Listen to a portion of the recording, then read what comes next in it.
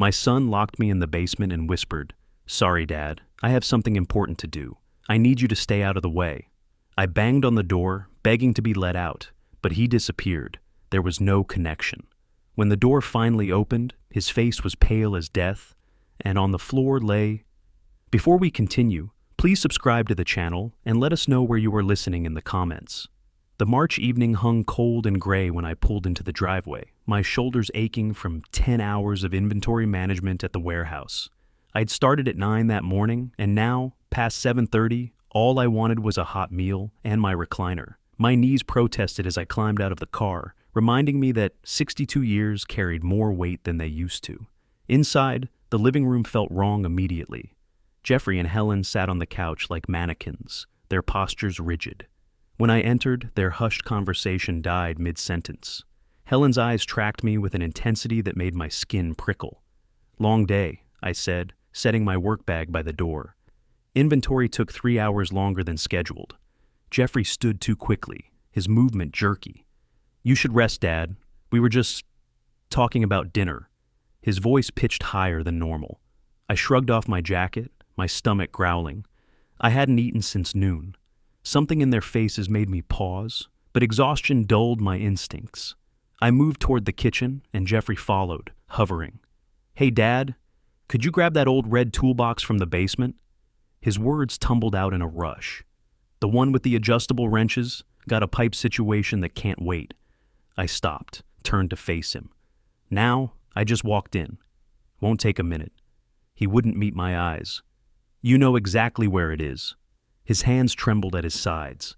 I attributed it to stress. He'd been wound tight for months, though he never explained why.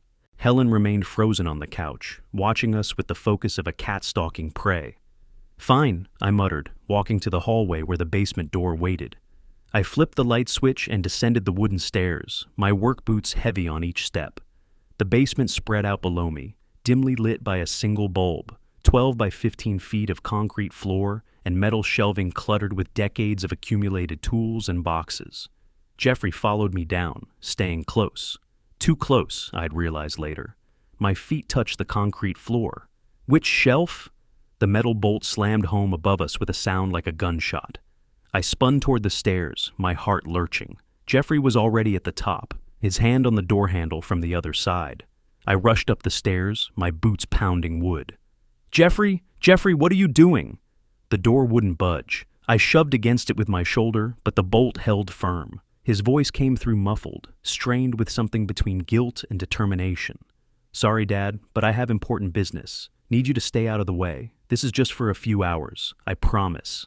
Disbelief froze me for 3 seconds. Then anger surged hot through my chest. "You locked me in! Open this door right now!" I pounded the wood with both fists. "Jeffrey, this isn't funny! Jeffrey!" His footsteps retreated, then silence pressed down like a physical weight. I pulled out my phone with shaking hands. The screen glowed, no service. The concrete walls, the underground location. Of course, there was no signal down here. I'd known that for years, but never thought it would matter. The basement seemed to contract around me. My breathing quickened, shallow gasps that didn't bring enough air. Sweat beaded on my forehead, despite the cool temperature. The single bulb cast shadows that writhed across the walls. And suddenly, I wasn't in my basement anymore. I was back in the warehouse 11 years ago, trapped under collapsed shelving, dust in my lungs, darkness pressing in from all sides. I forced myself to sit on the bottom step before my legs gave out. My hands gripped my knees as I counted breaths. 1, 2, 3. The old injury hadn't just damaged my back. It had left me with this irrational terror of enclosed spaces that I'd managed to control through careful avoidance. Until tonight. "Think," I whispered to myself. "Think it through." But my mind kept circling back to Jeffrey's words. Important business. Stay out of the way. A few hours. What business required locking your father in a basement? What could possibly justify this? I stood again, forcing movement to fight the panic. I paced the concrete floor, my boots echoing in the confined space. 12 steps to the far wall. Turn. 12 steps back. The ceiling seemed lower with each circuit. On the shelves, I cataloged items automatically. The warehouse manager's instinct to organize even in crisis. Paint cans, old gardening tools, boxes of Christmas decorations. Nothing that would help me break through a solid oak door reinforced by a metal bolt. My phone sat useless in my pocket. My son had trapped me here deliberately, calculating that I couldn't call for help.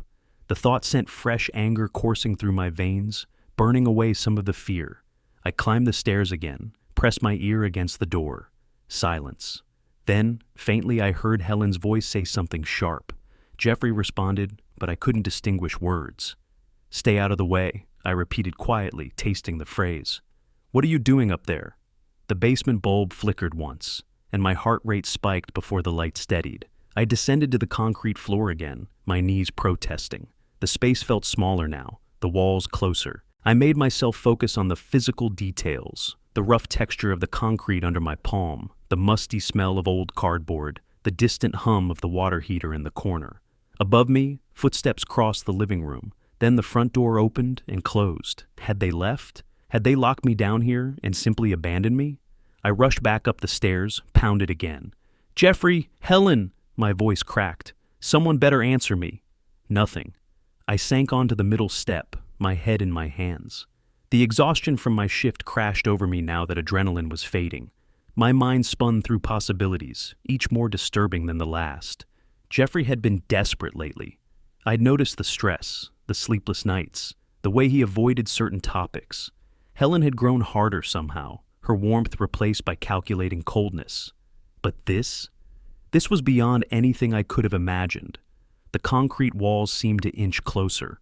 I closed my eyes and forced myself to breathe, slowly, deeply. Panic wouldn't help. I needed to stay rational, stay alert. When that door opened, and it would open eventually, I needed to be ready to act. But ready for what? What was I walking into when I finally got out of this basement? The question hung in the stale air, unanswered. Above me, the house had gone quiet, waiting. I made myself stand again, shaking out my cramped legs. Sitting in panic accomplished nothing. I was a warehouse manager. Problem-solving was what I did. There had to be a way out. The basement windows sat high on the wall, barely 12 inches tall and 2 feet wide. I dragged a metal shelving unit beneath one and climbed carefully, my back protesting the awkward angle. The glass was painted shut, layers of old white paint sealing the frame. I ran my fingers along the edges, testing for weakness. Even if I broke through, the opening was far too small for my frame to fit through. I climbed down, moved the shelf back, kept searching. The door hinges were on the other side. No way to remove the pins from down here. The bolt was industrial grade. I'd installed it myself years ago after a storm damaged the door. Solid oak, reinforced frame. I'd built it to last. Now it held me prisoner. "Painted shut," I muttered, checking each window in turn. "Everything painted shut. Think, there has to be..." A car engine rumbled outside, growing louder. Tires crunched on the driveway.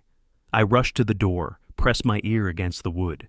"Hey!" I pounded with both fists. "Someone's here! Help! I'm locked in the basement!" The car door slammed, footsteps on the front porch. The doorbell rang. Jeffrey's voice came muffled through the ceiling above me. Then another voice, male, unfamiliar, businesslike in tone. I strained to hear, but the solid floor between us reduced everything to indistinct murmurs. Footsteps moved through the house, heading toward what sounded like the dining room. I tracked them by sound, years of warehouse acoustics training letting me map movement above. 3 people walking, Jeffrey, Helen, the stranger. I pressed my ear harder against the door, holding my breath to catch any fragment of conversation. The unknown man spoke, his words still too muffled. "Just need signature here, and here," Jeffrey responded nervously. "Right, yes, but this isn't what we discussed." The stranger's tone shifted, became less friendly. My pulse hammered in my temples. Signatures. What was Jeffrey signing? And why did I need to be locked away for it? The conversation continued for 30 minutes, maybe 40. I caught rhythms, but not words. The stranger asked questions.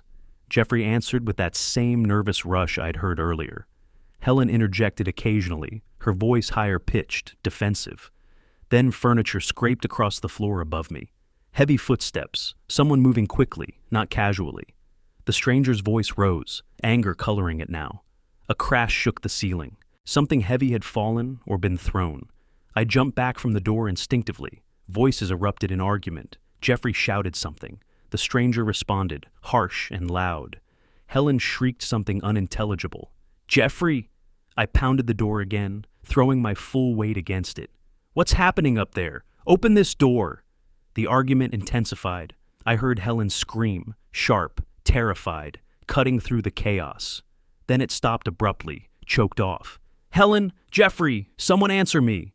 Silence dropped like a curtain. I hammered the door until my knuckles split, blood smearing the wood. No response.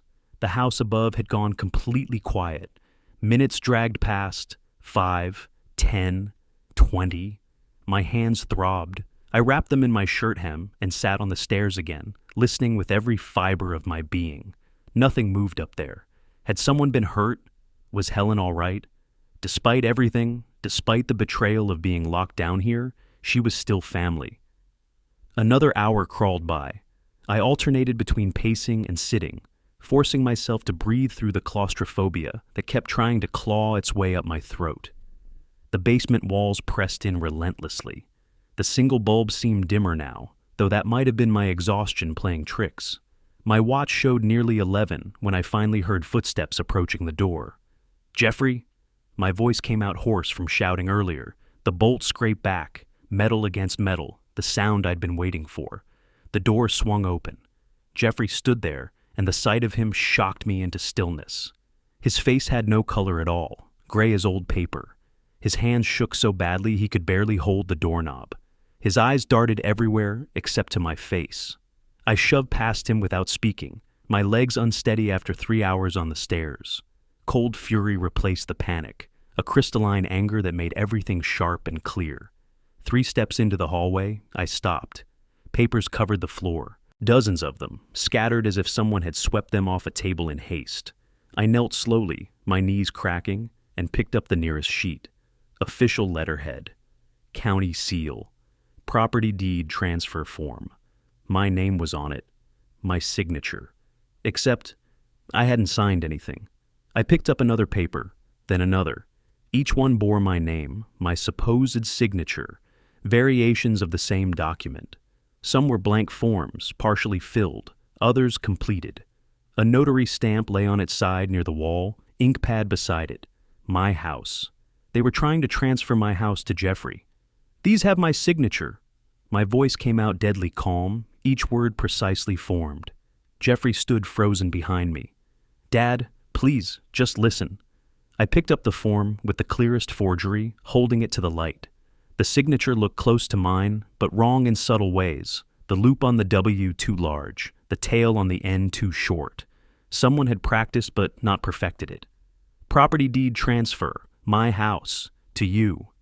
Helen appeared in the doorway to the living room, her arms crossed defensively. It was supposed to be simple. I looked at her, really looked at her for the first time in months.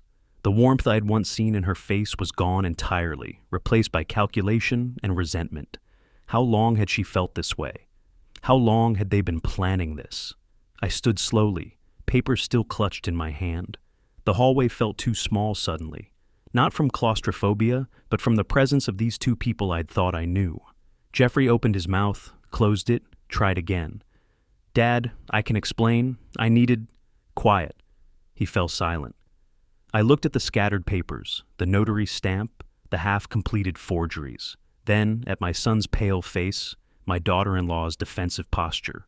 3 hours locked in a basement, a stranger visiting. An argument that ended with Helen's scream. And now these documents proving they had tried to steal everything I'd worked 40 years to own.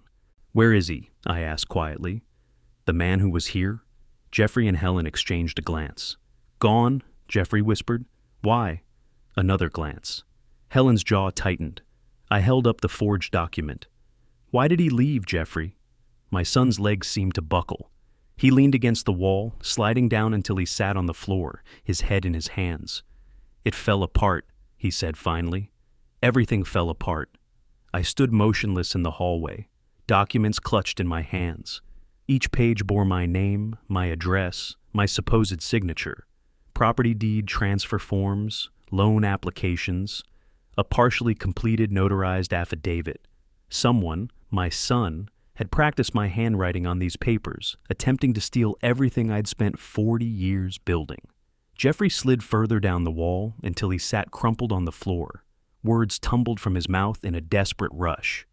"Dad, listen, this isn't what you think. It was supposed to be a business arrangement. We were going to refinance, get a loan against the house. My house." My voice came out flat, emotionless. "Well, yes, technically, but we thought—" I held up the document with the clearest forgery. "This is my signature, except I didn't sign it." Jeffrey's face flushed.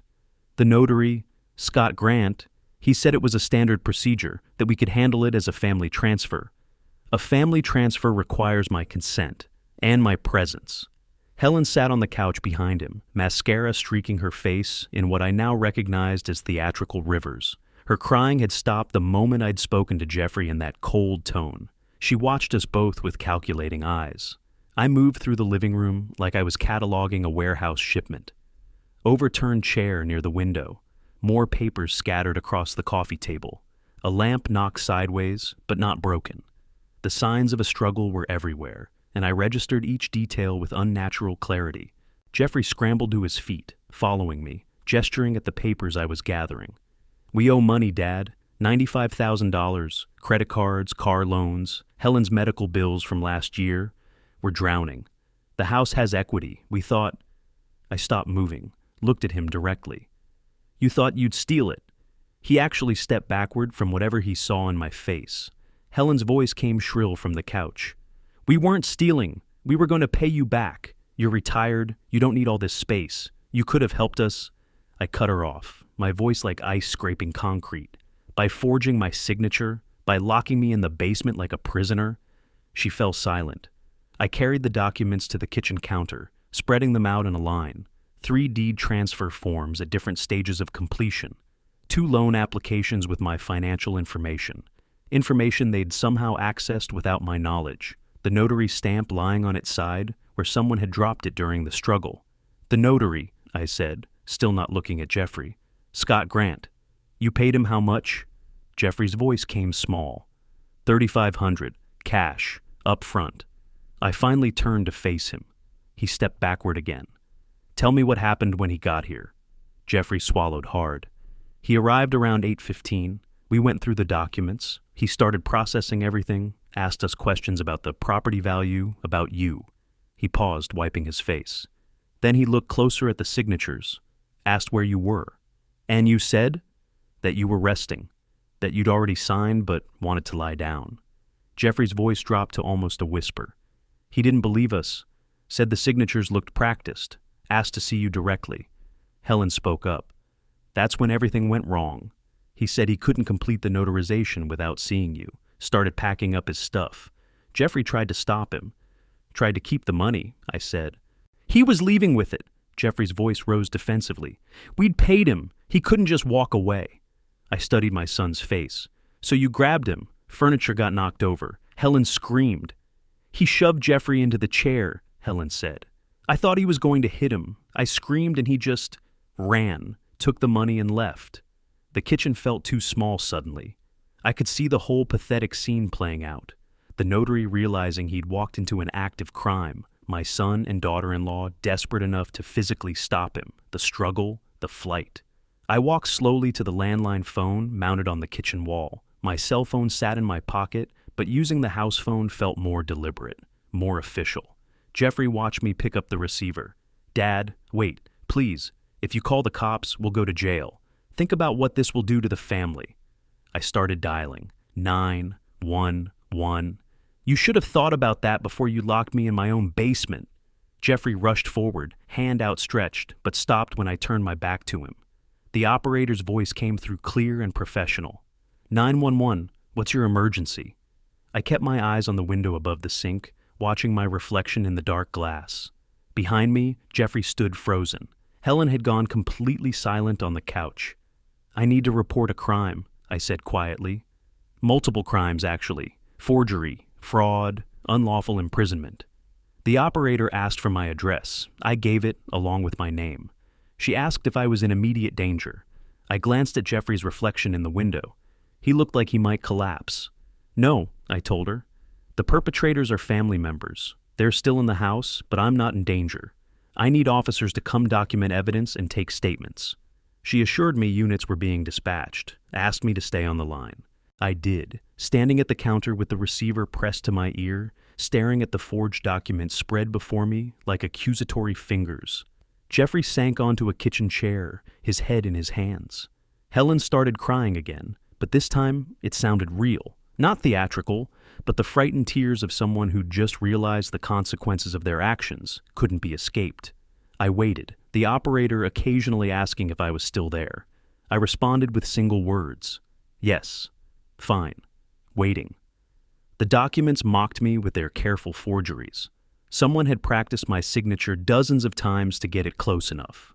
Had sat at this very kitchen table, maybe, tracing the loops and curves of my name while I was at work, planning to erase me from my own property. 15 minutes later, red and blue lights flickered through the front window. 2 patrol officers arrived first, young and professional, taking positions in the living room while I explained the basics. Jeffrey and Helen sat on the couch in silence, hands clasped in their laps like children called to the principal's office. Detective Eric Rodriguez arrived 30 minutes later. He was early 40s with gray threading through his dark hair and the steady eyes of someone who'd seen every variation of human betrayal. He shook my hand firmly, introduced himself, then surveyed the scene with a practiced gaze that missed nothing. Mr. Nichols, I need you to walk me through exactly what happened tonight. Start from when you arrived home. I led him through the sequence, showed him the basement door with its bolt, took him down the stairs where I'd spent 3 hours trapped, showed him my phone with the no service indicator still displayed. Back upstairs, I pointed to the scattered documents, the overturned chair, the notary stamp. Rodriguez photographed everything with his phone, asked permission before each shot. I granted it. He made notes in a small leather notebook, his handwriting cramped and precise. How long were you confined? He asked. Approximately 3 hours, from about 7:45 until 10:50. He wrote this down, then looked at Jeffrey. Mr. Nichols, the younger Mr. Nichols, you'll have your turn to speak. Right now, I'm taking your father's statement. Jeffrey had opened his mouth to interrupt. He closed it quickly. His hands trembled in his lap. Rodriguez and I sat at the dining table. He recorded on his phone after asking permission, noting the timestamp. I walked him through the evening in chronological order. Arrival, the request for the toolbox, the locked door, Jeffrey's words through the wood, the sounds from above, the documents I'd found upon release. These deed transfer forms, Rodriguez said, holding one up in a gloved hand. They have signatures purporting to be yours? They're forgeries. I never signed those documents, never saw them until tonight. Helen's voice came sharp from the couch. We were just looking into options. We didn't actually do anything. I didn't turn around. You paid a notary $3,500 and locked me in the basement. That's not looking into options. Rodriguez silenced Helen with a look, then continued taking my statement. I told him about Scott Grant, about the money, about the struggle, and Helen's scream. Rodriguez's expression never changed, but his pen moved faster across the notebook pages. When he finished with me, he turned to Jeffrey and Helen. Their story came out fragmented and contradictory. Jeffrey claimed I'd misunderstood their intentions. Helen said they were just researching refinancing possibilities. Jeffrey then claimed I'd volunteered to wait in the basement while they handled paperwork. Rodriguez's eyebrow lifted at that last one. He didn't write it down. The detective bagged each document in clear evidence envelopes, writing case numbers across the seals. He had me sign chain of custody forms. I watched carefully as each piece of evidence disappeared into plastic, memorizing details the way I'd memorized inventory manifests for 40 years. 3 deed forms, 2 loan applications, 1 notary stamp with partial ink impression, 7 additional pages of practice signatures on notebook paper.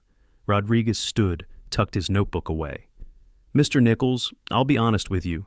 These are serious charges: forgery, attempted fraud, unlawful imprisonment, but building a prosecutable case takes time. Something in my chest tightened. How much time? Weeks, maybe months. We need to locate this Scott Grant, verify the handwriting through analysis, gather more evidence. The prosecutor needs a solid case before filing charges. And in the meantime, Rodriguez glanced at Jeffrey and Helen, then back to me. His expression held sympathy he probably didn't like showing. Your son and daughter-in-law have established residence here. Without an immediate arrest, which I can't make tonight without more evidence, I can't remove them from the property. The words landed like stones in still water. I stared at him. They tried to steal my house and locked me in a basement, and they stay here? I'm sorry, that's the law. You could pursue a civil eviction, but that also takes time, probably longer than our investigation. The kitchen spun slightly. I gripped the counter edge. I understand, I said after a long pause. Rodriguez gave me his card, assured me he'd be in touch within 48 hours. The patrol officers filed out behind him. At the door, Rodriguez turned back. Mr. Nichols, if you feel unsafe at any point, call 911 immediately. Don't try to handle this yourself. I nodded, said nothing.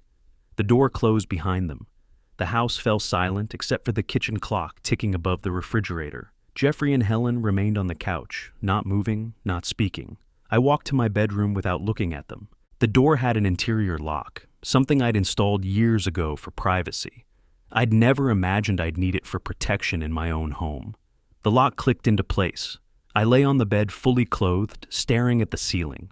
Muffled voices drifted through the wall, Jeffrey and Helen arguing in the guest room down the hall. I couldn't distinguish words, but their tones were clear. Blame, accusation, desperation. My mind shifted into a different gear. The police would be slow. Rodriguez had been honest about that. Weeks or months while they located Scott Grant, analyzed handwriting, built their case. Meanwhile, I'd be sharing a house with two people who'd betrayed me completely. Unacceptable. I reached for the notepad on my nightstand, the one where I tracked household expenses and maintenance schedules.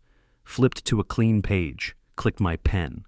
Warehouse problems required systematic solutions. Inventory discrepancies needed methodical investigation. Supply chain issues demanded strategic planning. This was no different. I began writing. Facts first. Jeffrey and Helen owe $95,000. They attempted fraud to access my home equity. They hired Scott Grant for $3,500 cash. Grant fled with the money when he realized it was forgery. Then observations. Jeffrey is desperate but weak. Caves under pressure. Helen is calculating but emotional, prone to defensive anger. Both are trapped in this house with mounting debt and no quick solution. Finally, questions. Who else knows about their debt? What other schemes have they attempted? What are their weaknesses I can exploit? I wrote until my hand cramped, filling 3 pages with notes in my small, precise handwriting, the same handwriting they'd tried to forge, the handwriting that would help convict them eventually. But eventually wasn't fast enough. The clock read 2:15 when I finally set the notepad aside. Down the hall, Jeffrey and Helen had gone quiet. The house settled into uneasy silence. I closed my eyes, but sleep wouldn't come. My mind kept working, processing, planning. The police had their investigation, I would have mine, and mine wouldn't take months. At 6 the next morning, I called my supervisor from my locked bedroom. My voice came steady despite the exhaustion pulling at me. Jim, I need to take a week of vacation time, family matter requiring attention. He didn't ask questions. I'd worked there 17 years without taking sick days, rarely using my accumulated time off. Take care of yourself, Wayne. We'll manage. I hung up and stared at my notepad filled with midnight observations. 3 years. Jeffrey and Helen had lived in my house for 3 years, without paying $1 in rent. I'd told myself I was helping them get established. That family supported each other through hard times. They'd repaid that kindness by attempting to forge my signature and steal my home. The next 2 days, I stayed in my bedroom, except for brief bathroom trips when the house was empty. I ate protein bars and drank bottled water from the case I kept in my closet. My door stayed locked. When Jeffrey knocked, asking if I was okay, I didn't answer. I filled page after page with calculations. Market rent for a room in my house would run $800 monthly. Times 36 months equaled $28,800. Add utilities at $200 per month, $7,200, food and household expenses, another $5,000 conservatively. I circled the total, approximately $35,000 in losses before even counting the attempted fraud. On the third day, I opened my laptop and researched Arizona real estate law. The screen's glow filled my darkened room as I read through statutes, court procedures, tenant rights. 6 hours straight, taking notes in margins, bookmarking pages. The criminal investigation would proceed at its own pace, but civil law offered tools I could control directly. Eviction procedures, fraud penalties, damage recovery, each option built on the last, creating a framework for systematic action. The fourth day, I searched for attorneys specializing in property fraud and eviction, read reviews, checked credentials, made a list of 5 names. I called each office asking specifically about experience with family property disputes and fraud cases. Margaret Torres's office called back within 2 hours. Mr. Nichols, I understand you need consultation regarding property fraud and eviction proceedings. The receptionist's voice was professional, efficient. I appreciated that. My son attempted to forge deed transfer documents and locked me in my basement. I need an attorney who can help me remove him from my property and pursue damages. A pause. Then, Ms. Torres specializes in exactly these cases. She has an opening tomorrow afternoon at 2. The consultation fee is $350 for 90 minutes. I'll be there. I can pay a retainer if we move forward. She gave me the address. Downtown Phoenix, an office building I'd driven past 1,000 times. The next afternoon, I drove the 35 minutes from my Scottsdale neighborhood through traffic that moved in sluggish waves. I parked in the building's garage, took the elevator to the 12th floor. Margaret Torres met me in the lobby, extending her hand with a firm grip. She was mid-50s, gray threading through dark hair pulled back in a practical style. Her eyes were sharp, assessing. Mr. Nichols, come to the conference room. She led me to a room with a long table, window overlooking the city. I sat across from her, pulling out my phone with the evidence photos already queued. Tell me what happened. Start from the beginning. Don't leave anything out. I walked her through the timeline. March evening, arriving home exhausted. Jeffrey's request, the locked basement door. 3 hours trapped while they met with the notary. The forged documents scattered in my hallway when I finally emerged. The police report filed that night. Margaret took notes on a legal pad, her handwriting quick and precise. When I mentioned the forged signatures, she looked up sharply. Do you have photos? I showed her my phone. She zoomed in on the signature comparisons, nodding. Clear forgeries. Anyone can see the differences. This strengthens everything. She set down her pen. You have a strong case. Multiple strong cases, actually. What can we do that's faster than waiting for the criminal investigation? She leaned back, fingers steepled. The criminal investigation will proceed, but that's out of your control. What we can control is the civil response. She paused. First question, what outcome do you want? I didn't hesitate. I want them out of my house, permanently. I want compensation for their attempted theft, and I want to ensure they never profit from what they tried to do. Arizona law allows eviction of non-paying occupants. Your son and daughter-in-law pay no rent, correct? Not $1 in 3 years. That's our foundation. She pulled up something on her laptop, angled the screen so I could see. Arizona revised statutes, sections highlighted. Combined with the criminal conduct, unlawful imprisonment, attempted fraud, we have grounds for immediate eviction proceedings. It won't be instant, but it'll be faster than waiting for the criminal case to conclude. How fast? 5-day notice to quit. They don't leave, we file for forcible entry and detainer. Court hearing typically scheduled within 4 to 6 weeks. If we win, which we will, sheriff enforces the eviction. I absorbed this. What about his debts? He mentioned owing $95,000. Can we use that? Margaret's expression shifted, something almost resembling approval crossing her face. We can't force his creditors to act, but we can make sure they have current information about where to find him. Public information, perfectly legal. She paused meaningfully. And once he's evicted and has to pay rent somewhere else. Less money to pay down debts. Exactly. Financial pressure accelerates everything. I sat back, processing. The warehouse manager in me recognized the strategy. Multiple pressure points, systematic approach, clear timeline. Not emotional, not revenge in the hot-blooded sense, just consequences delivered methodically. What do you need from me? Retainer of $5,000 to start. I'll prepare the eviction notice, file with the court, handle service. You document everything, every interaction with them, every expense they cause you. Keep a log, camera footage if you have it. I'll install cameras, she nodded. Good. Also, secure your important documents. Safe deposit box. They've already shown willingness to forge your signature. Don't give them access to anything they could exploit. I wrote her a check for $5,000 from my personal account. 40 years of careful saving, pension contributions, living below my means. The money barely dented my reserves. One more thing, Margaret said as I stood to leave. This will get ugly. They'll plead, they'll argue, they'll try to make you feel guilty. Family always does. Can you handle that? I met her eyes. They locked me in my basement and tried to steal my house. They stopped being family that night. She smiled slightly. Then, we'll get started immediately. 1 week later, Margaret called. Documents are ready. Can you come sign them? I drove back to her office during my lunch break. The eviction notice sat on her conference table, official and devastating.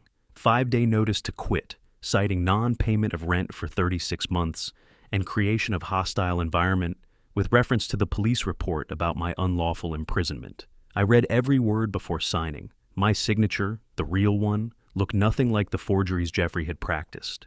I signed 3 copies with firm, decisive strokes. I'll file these with Maricopa County Justice Court this afternoon, Margaret said. Process server will deliver notice to them tomorrow morning. I thanked her and returned to work, finishing my shift with the same focus I'd maintained for 17 years. My colleagues noticed nothing different. That evening, I drove home and parked in the driveway, preparing mentally for what was coming. The next day, the process server arrived at 8:30 in the morning while I was at work. Jeffrey answered the door in pajama pants, signed the receipt without understanding what he was accepting. By the time I returned home at 6 that evening, he was waiting in the living room like an ambush, documents clutched in his shaking hands.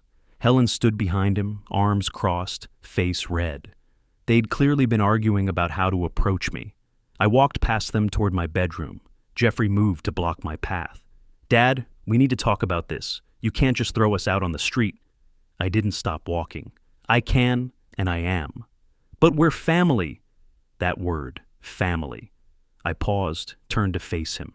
Let him see my expression. He actually stepped backward. You tried to steal my house. This isn't family. This is crime. Helen's shrill voice cut in. You're being cruel. We made a mistake. We admitted it. What more do you want? I want you out of my house. We have nowhere to go. We have no money. I looked at her directly for the first time. You had $3,500 for a notary. You have $95,000 in debts. Those are your problems, not mine. How can you be so cold? I closed my bedroom door on her words. The lock clicked into place. Through the door, I heard Jeffrey's voice rise. This is insane. We'll fight this. We have tenant rights. I sat on my bed and opened my laptop, reviewing the legal procedures Margaret had outlined. They could fight it. They could contest the eviction, demand a hearing, try to prove they had some right to stay. It wouldn't matter. The law was clear, the facts were documented, and the timeline was in motion.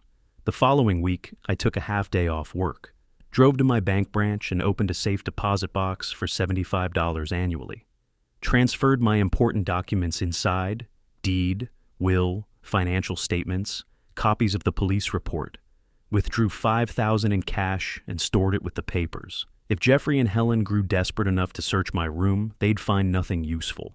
On the way home, I stopped at a hardware store, purchased a new interior lock with a key mechanism for $85. At home, I waited until Jeffrey and Helen left for groceries, then installed it on my bedroom door. Removed the old knob, drilled new holes for the deadbolt, tested the key repeatedly. Jeffrey returned while I was finishing. Stood in the hallway watching, asking questions I ignored. The installation took 40 minutes. When I was done, I had a solid lock. Only I had the keys. Seriously, Jeffrey said, you're locking yourself in your own bedroom? I tested the mechanism one final time. It worked smoothly. Dad, talk to me. We can work this out without lawyers and courts. I closed the door. The deadbolt slid home with a satisfying click. That evening, I ordered a security camera system online. 4-camera wireless setup with cloud backup, $400. When it arrived 3 days later, I spent Saturday afternoon mounting cameras in the living room, kitchen, hallway, and one covering the front door. Ran the cables to a central hub in my bedroom closet. Synced everything to my phone. I posted the required legal notice on the refrigerator. This residence is under video surveillance. By remaining on premises, you consent to recording. Jeffrey tore it down within an hour. I posted another. He started to tear that one down, then stopped, hand frozen mid-reach. He'd realized I was probably recording him tampering with the notice. Evidence of interference. He left it up. I checked the camera feeds on my phone app that evening. All 4 views came through clear. I could see the entire common area from my locked bedroom. Everything would be documented now. A new routine established itself. I arrived home from work, nodded briefly if I encountered Jeffrey or Helen, never spoke, and went directly to my bedroom, locked the door, ate dinner I'd prepared in advance, or ordered delivery to avoid the kitchen, reviewed camera footage each evening on my phone, making notes of any concerning behavior in my ongoing log. Margaret called on a Tuesday evening. The court date is set for May 15th. Justice Court, 9 in the morning. They'll have the chance to respond or contest. Will they hire an attorney? With what money? Most people in their situation represent themselves. If they do hire someone, it won't change the outcome. You have non-payment for 3 years, plus criminal conduct. This is straightforward. Through my bedroom door, I heard Jeffrey on the phone in the living room. His voice carried when he got agitated. Mom's attorney says we have tenant rights. No, he can't just evict us. There's a process. We have time. Helen's voice in the background. How much time? Hearing is set for May. Until then, we stay here. I opened my laptop and marked May 15th on my calendar. 6 weeks away. 6 weeks of hostile cohabitation, of cameras recording their every move through the house, of them researching tenant rights and clinging to false hope that the legal system might save them. They didn't understand yet. The machinery was already in motion. Margaret had filed the paperwork with precision. The court would hear the facts. 3 years without rent.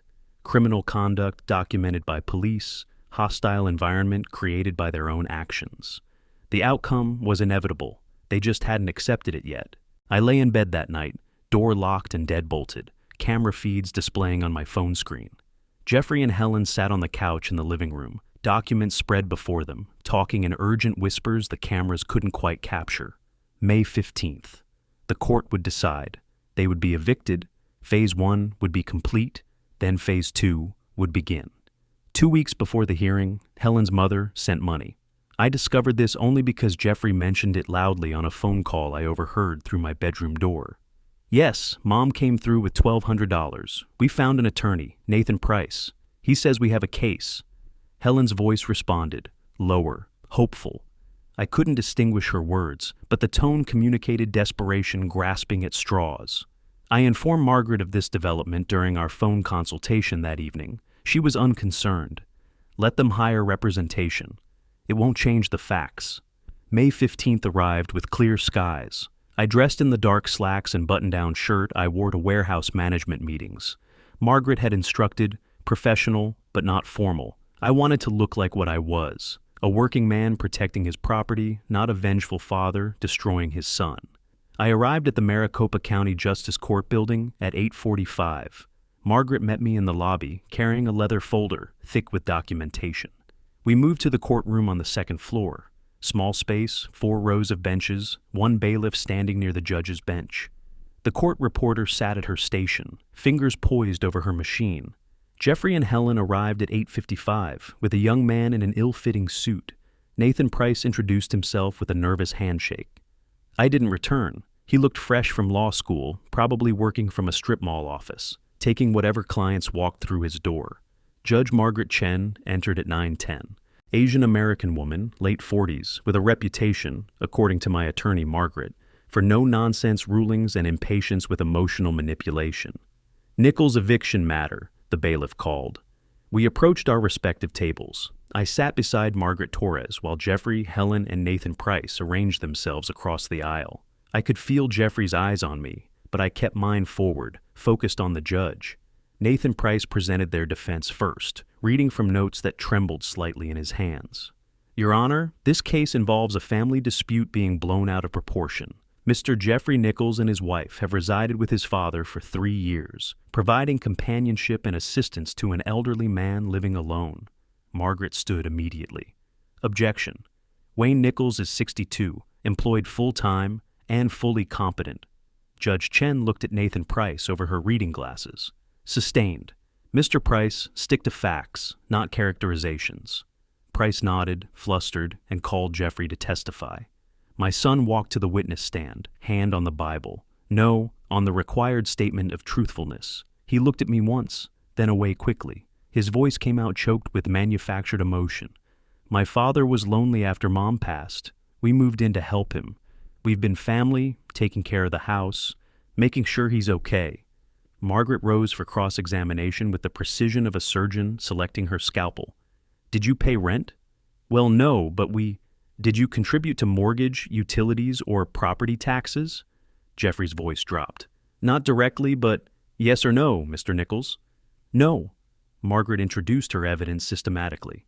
First, documents establishing my ownership, deed, tax records spanning 20 years. Then bank statements showing no rental income deposits for 36 months. Then the police report about my basement imprisonment.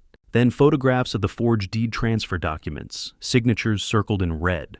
Finally, the video footage. She played it on a laptop connected to the courtroom's display screen. Helen's voice came through the speakers with crystal clarity. Stupid old fool doesn't even know we're planning this. Once he's gone, we're selling this dump and getting something decent. Nathan Price jumped up. Objection! This recording was made without consent. Margaret didn't even look at him. Arizona is a one-party consent state. Mr. Nichols posted notification of surveillance. It's legal. Overruled, Judge Chen said, leaning forward.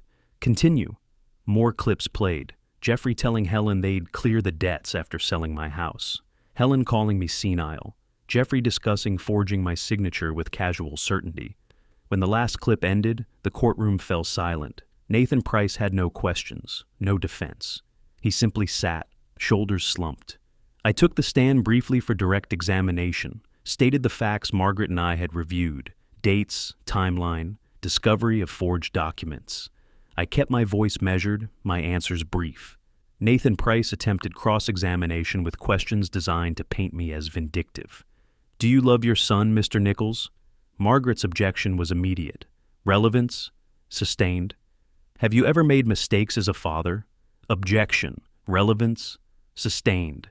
Price sat down, defeated before he'd begun. Judge Chen called a 10-minute recess. Margaret and I waited in the hallway. She said nothing, just checked her phone, and waited with calm certainty. When we returned, the judge reviewed her notes briefly, then looked up at Jeffrey and Helen. The evidence demonstrates clear grounds for eviction, non-payment of rent for 36 months, criminal conduct, including unlawful imprisonment and attempted fraud documented by police report, and recordings establishing hostile intent toward the property owner. Jeffrey stood suddenly. Your Honor, please, we have nowhere. You had 3 years rent-free to prepare. Her voice cut through his plea like a blade through paper. 30 days from today. Deadline June 15th for complete vacation of property. Remaining past that date will result in sheriff-enforced removal. Next case. The gavel struck. Final. Jeffrey slumped back into his chair. Helen started to protest. This isn't fair. But the bailiff stepped forward, and she went quiet. Margaret and I gathered our materials and exited without looking at them. In the hallway, she shook my hand firmly. 30 days, then they're out. Good work maintaining composure in there. I thanked her and started toward the parking structure. Helen's voice came from behind me, shrill and desperate. You're destroying your own son. What kind of father? I stopped, turned, let her see my face. The kind whose son tried to steal his house. You have until June 15th. We'll appeal, Margaret stepped between us smoothly. Any further contact with my client will be documented as harassment. Good day. We continued walking. Behind us, I heard Helen crying and Jeffrey trying to quiet her.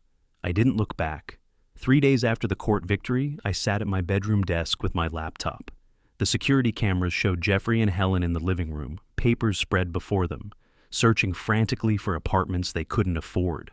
I ignored them and opened the Arizona Superior Court Public Records database. Jeffrey Allen Nichols. I typed the name and waited. 3 civil judgments appeared. Capital One Bank. $42,000. Judgment dated August 2023. Chase Bank. $31,000. February 2024. Arizona Central Credit Union. $22,000. September 2024. Each listing included the collection agency assigned to pursue recovery. I wrote down every agency's name and contact number, cross-referenced them online to find current information, created a systematic contact plan in my notepad. The next day during my lunch break, I closed my office door at the warehouse and made the first call. "This is Wayne Nichols. I own the property where Jeffrey Nichols currently resides. I'm calling to update his contact information." The collection agent's tone sharpened with interest. "Are you authorized to provide information about Mr. Nichols? I'm his landlord evicting him for non-payment. The eviction is public record, case number CV21825-04392. He'll need new housing by June 15th. Thank you, Mr. Nichols. This information is very helpful." I made 3 calls over 2 days, provided each agency with the same facts: current address, eviction status, deadline date, all public information, all legal to share. The effects appeared within 48 hours. Through my bedroom door, I heard Jeffrey's phone ring constantly. His voice grew increasingly agitated as he answered calls, tried to negotiate payment plans he couldn't afford, hung up in frustration. Certified letters began arriving daily, thick envelopes with legal warnings printed on the outside. I watched through the security cameras each evening. Jeffrey pacing the living room, phone pressed to his ear, one hand pulling at his hair. Helen crying on the couch, mascara running.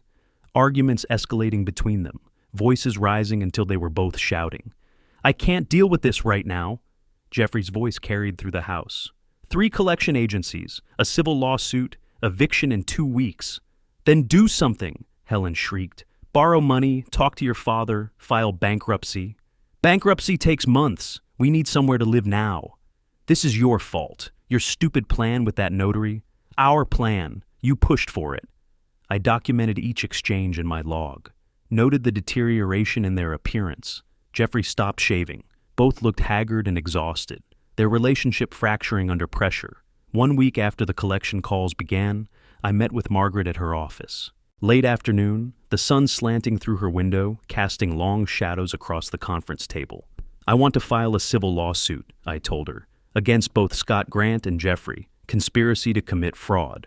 She pulled up a blank complaint on her computer. "Damages? $5,000 in legal fees, $3,500 for the money paid to Scott, $10,000 emotional distress, $6,500 in documented losses from 3 years of rent-free residence. $25,000 total," she typed as I spoke. "We're suing for $25,000. Realistically, Jeffrey will probably file bankruptcy, and Scott Grant has likely disappeared. You may never see this money." "I know." I kept my voice level. "That's not the point." She stopped typing, looked at me directly. "What is the point? Every legal judgment against him makes his life harder. Every lawsuit he has to answer. Every piece of paper showing what he did. That's the point." Something shifted in her expression. Understanding, maybe. Or recognition that I was beyond persuasion to mercy. She filed the complaint that afternoon. Process server delivered the summons 3 days later. I watched through my camera feed as Jeffrey opened the envelope at the door, read the first page, his face draining of color. Helen snatched the papers from him, scanned through them, and began yelling loud enough that the audio picked up every word. "Another lawsuit? How many legal problems can one person have?" Jeffrey sank onto the couch, head in his hands. "I don't know what to do anymore." Meanwhile, Helen tried to solve their crisis through employment. I heard her on the phone making calls, saw her leave the house dressed for interviews, watched her return each day with slumped shoulders and tight jaw. One afternoon, I overheard her entire conversation through the bedroom door as she paced the hallway on her cell phone. "I'm very interested in the position. Yes, I'm available immediately. 3 years? I was caring for family during that time. I understand you need recent work experience. Thank you for considering." She hung up, a moment of silence. Then her phone hit the wall with a crack that made me glance at the camera feed. The screen showed Helen standing in the hallway, staring at her damaged phone, hands shaking. "Another rejection," she said to no one. "Nobody's hiring. We have 8 days until eviction and nowhere to go." Jeffrey appeared from the living room. They stood facing each other, both of them looking like they had aged 10 years in the past month. "We could ask my mother for more money," Helen said quietly. "She already gave us $1,200. She won't do it again." "Your father? He's not going to help us. Look at what he's doing. Collection agencies, civil lawsuit. He wants us destroyed." They were right. I did. That evening, I reviewed my notes while sitting at my desk. The security camera feeds displayed on my phone showed Jeffrey and Helen in separate rooms now, no longer even attempting to maintain unity. The collection letters sat in a pile on the kitchen counter, unopened. Their relationship had become another casualty of consequences. I spoke quietly to myself, updating my log. Collection calls, 14 today. Lawsuit served, confirmed. Job applications, 0 offers. Eviction deadline, 8 days remaining. I made notes in precise handwriting, treating their collapse the way I'd track a warehouse inventory correction, documenting each step, verifying each result. Phase 2, proceeding as expected. Financial pressure maximizing stress. No intervention required. Continue observation. June 15th approached with mathematical certainty. Each day brought more collection calls, more legal mail, more arguments, more visible deterioration. I watched it all through my cameras, documented everything in my log, and felt nothing but cold satisfaction that the plan was working exactly as designed. They had 8 days left. Then the sheriff would enforce the eviction, and they'd be gone. And then Phase 3 would begin. June 15th arrived with cloudless sky and desert heat already building at 9 in the morning. I'd taken the day off work, sat in my bedroom watching the security camera feeds on my phone, waiting. The sheriff's vehicle pulled up precisely at 9. 2 deputies stepped out, uniforms crisp despite the temperature. They approached my front door with the measured pace of professionals executing routine procedure. I heard the knock through my door, loud, official, final. Jeffrey answered, still wearing pajamas. His face was haggard, eyes sunken from sleepless nights. The lead deputy held up the court order. Mr. Jeffrey Nichols, I'm Deputy Marshal with the Maricopa County Sheriff's Office. We're here to enforce eviction order case number CV2AC5-04392. You have 2 hours to remove your possessions from this property. Jeffrey's voice came hollow through the camera audio. 2 hours? There's so much. 2 hours starting now. I suggest you begin packing. We'll supervise to ensure orderly process. Helen appeared behind Jeffrey, still in night clothes, mascara smeared from crying or not removing it the night before. They moved in frantic coordination then, pulling boxes from closets, stuffing belongings into garbage bags, hauling items to the U-Haul truck sitting in my driveway.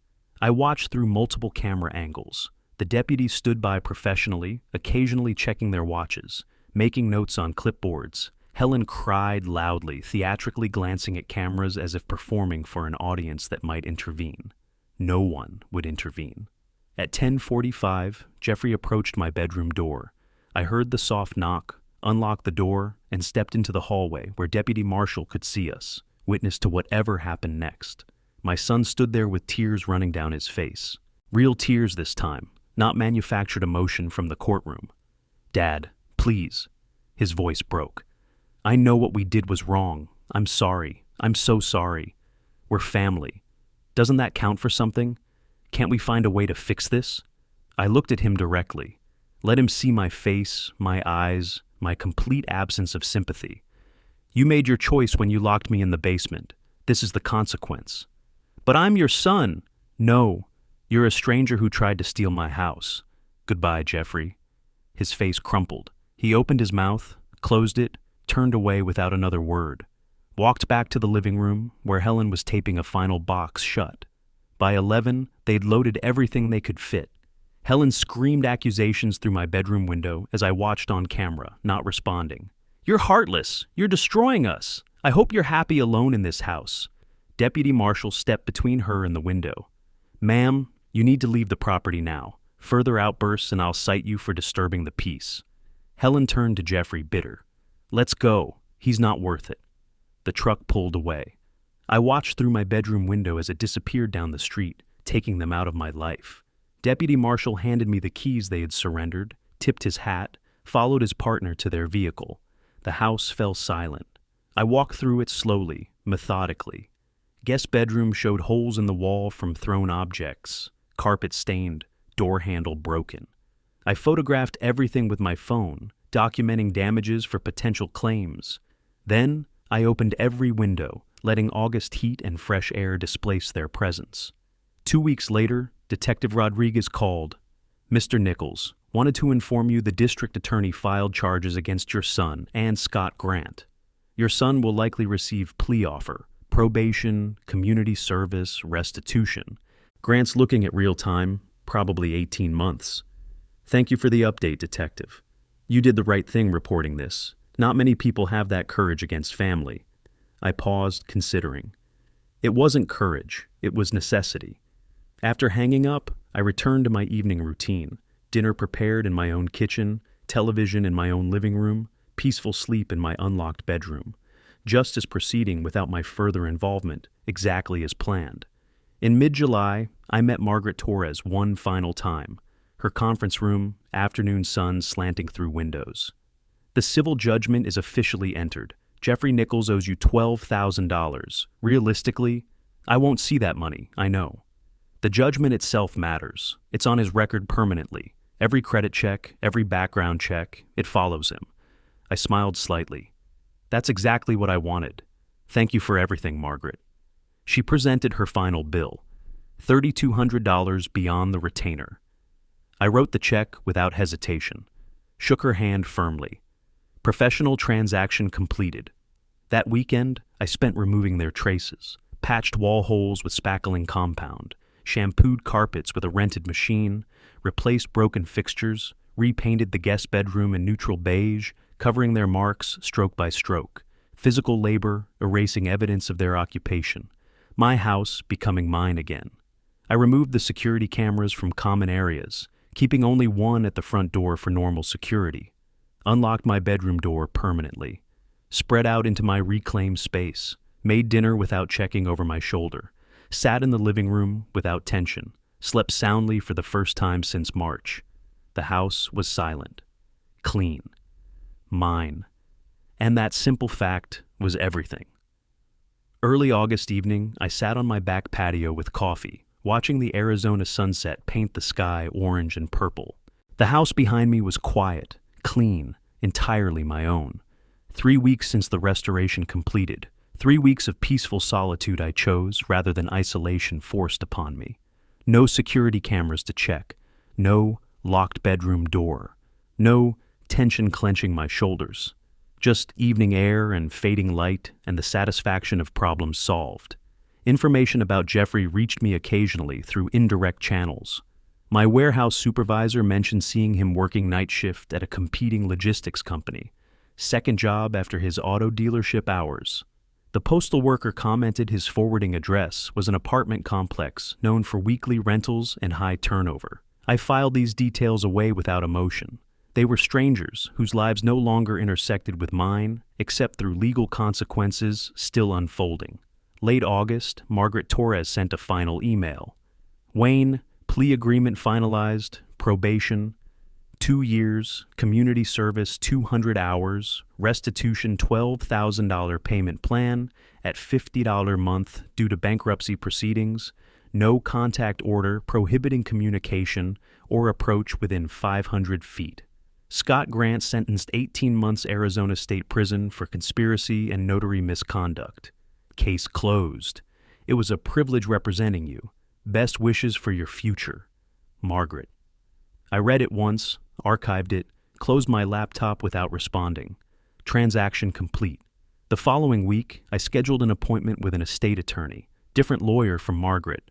This one specialized in wills and trusts. We met in his office overlooking downtown Phoenix. He spread the current version of my will across his desk.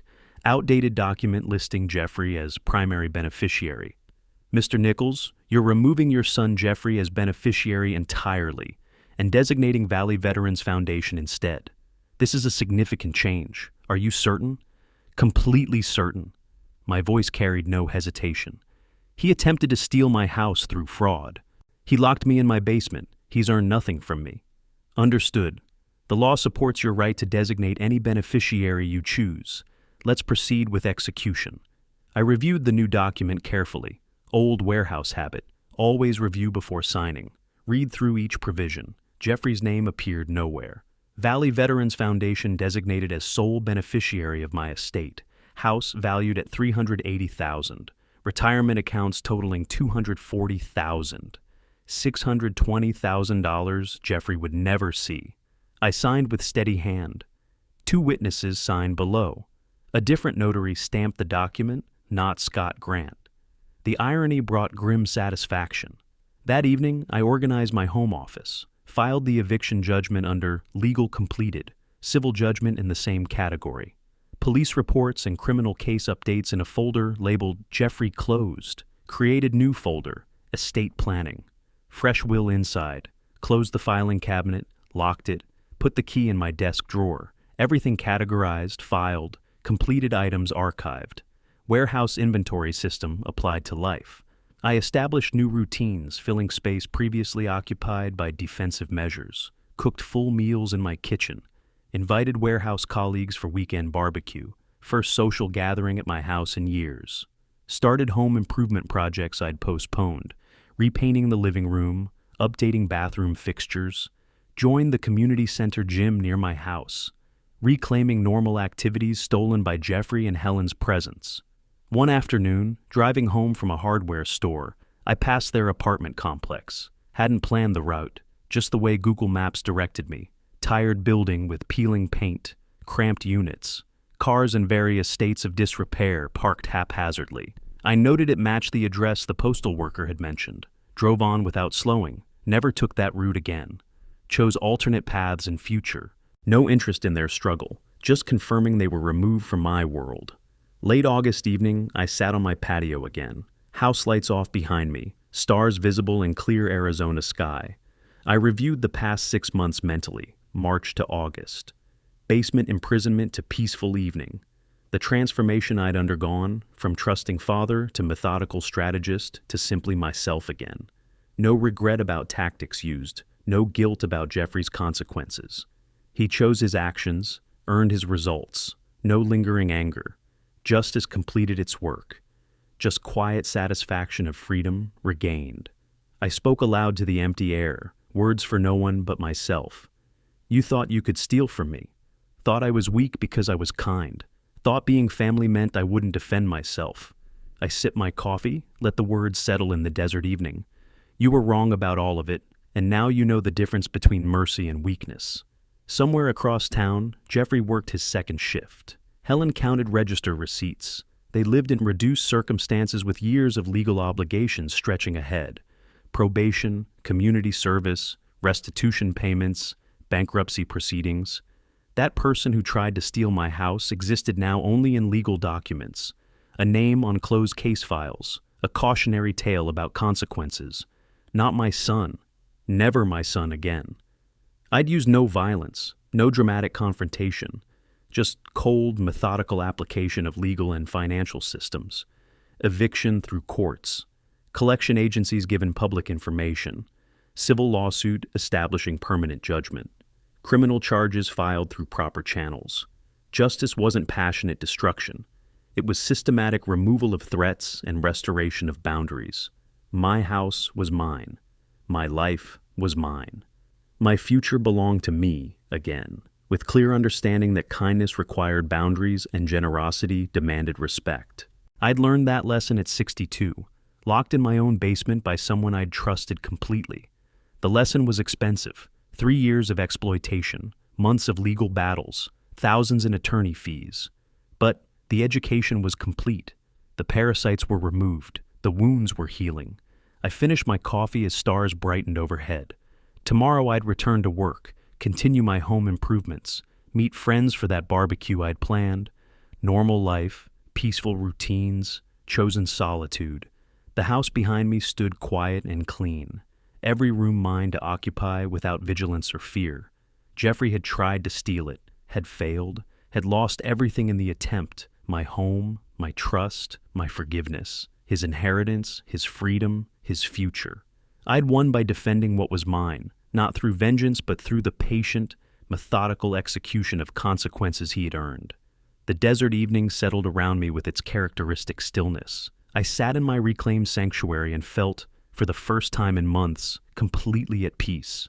Justice hadn't required my continued involvement. The systems I'd set in motion would grind forward without me, ensuring Jeffrey faced years of consequences while I simply lived my life. That was victory enough. That was everything. My life belonged to me again. And in the quiet satisfaction of that simple truth, I found all the resolution I needed. If you like this story, please like this video, subscribe to the channel, and share your impressions of this story in the comments. To listen to the next story, click on the box on the left. Thank you for watching.